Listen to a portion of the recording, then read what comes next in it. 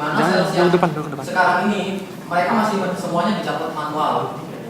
Terus yang problemnya kedua itu ada data-data yang terintegrasi, di mana data-data yang sekarang ada di setiawan software ini itu mereka sangat berantakan tuh, bisa dibilang acak-acak gitu. Jadi data ini sales ini itu tuh tidak terintegrasi dengan baik.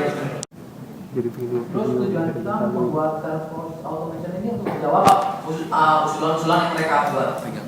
Itu kita ingin membangun dan mengawasi alur kerjanya.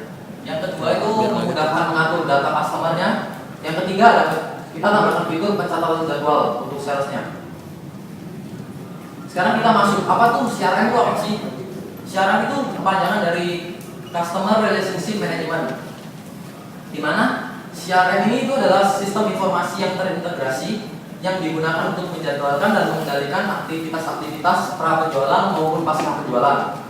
Dari pengertian tersebut kita bisa bagi CRM itu menjadi 5, di mana ada call center, terus ada tenaga penjualan atau SFA itu sendiri, ada tenaga pemasaran atau marketing, ada dukungan teknis atau technical support, dan layanan lapangan. Udah banyak CRM yang ada. Untuk yang bayar udah sangat terkenal kan, ada SAP, terus Oracle juga mulai masuk ke CRM ini. Terus yang gratis itu udah ada Sugar CRM, Show CRM, Tiger CRM, udah banyak di web yang online.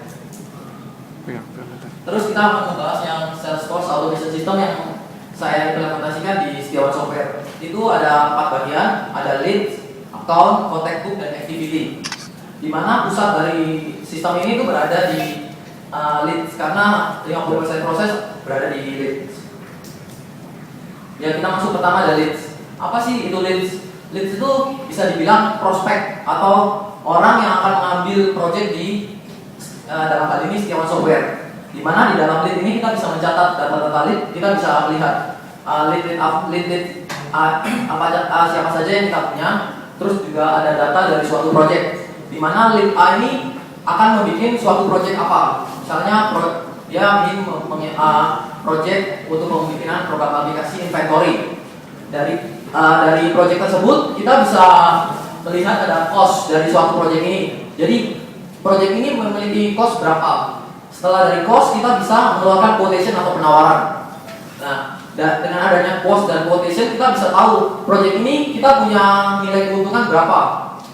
Terus biasanya untuk quotation atau penawaran setelah di-approve, kita juga bisa memberikan sales order dan kontraknya. Yang kedua, account. Apa sih account ini? Account ini adalah lead yang sudah cash close. Ibaratnya project ini udah deal, udah dibayar semuanya. Maka sang leads ini akan pindah menjadi account, di mana data-datanya disimpan.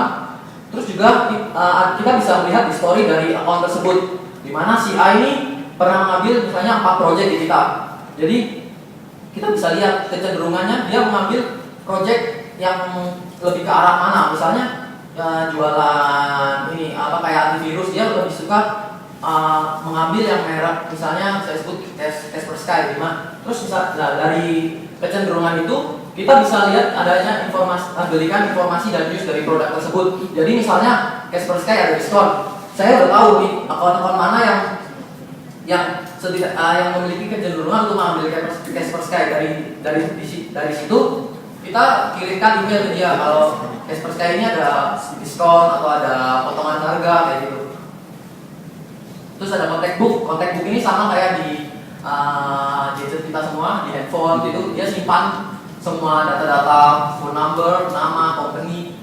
Tapi di mana kita ini menambahkan adanya sort by company. Jadi misalnya saya milik project di perusahaan A. Di perusahaan A, untuk saya misalnya konsultasi sistemnya, kita bisa hubungin misalnya bagian apanya. Terus untuk pembayaran kita menghubungi bagian apa, itu semua dicatat di contact book ini. Jadi itu memudahkan dalam hal komunikasinya. Terus yang keempat ada activity-nya.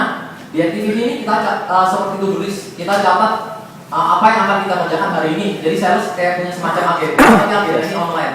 Jadi misalnya jam 9 dia ada meeting, jam 10 ada apa, jadi semua itu ada listnya. Terus setelah kita implementasikan, kita melakukan testing. kita lakukan dua testing. Yang pertama itu black box testing, di mana diuji pada setiap modulnya. Dari modul-modul ini kita mencari bug dan error sebelum program aplikasi ini benar-benar diimplementasikan di setiap softwarenya. Setelah diimplementasikan, kita lakukan user acceptance testing, di mana user atau pihak setiawan software, sales maupun manajernya melakukan testing dan mengisi kuesioner. Dari kuesioner tersebut ada 60% yang menyebutkan bahwa kelebihan dari program aplikasi ini terletak pada sistemnya. Terus juga 60% menunjukkan untuk perbaikan di desainnya. Terus 100% menyatakan bahwa SFI-nya atau sistem ini itu mudah diaplikasikan di setiawan software. Ini ada beberapa contoh screenshot programnya.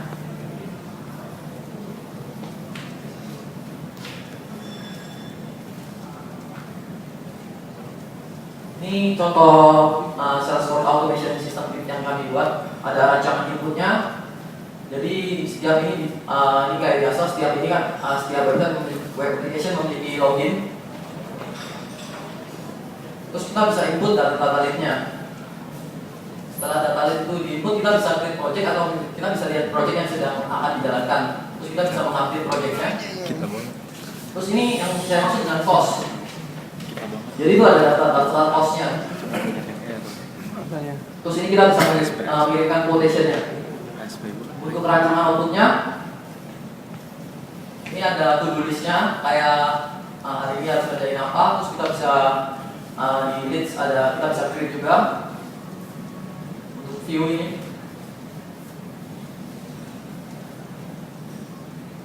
Terus ini untuk project-projectnya. Ini juga untuk melihat view cost-nya.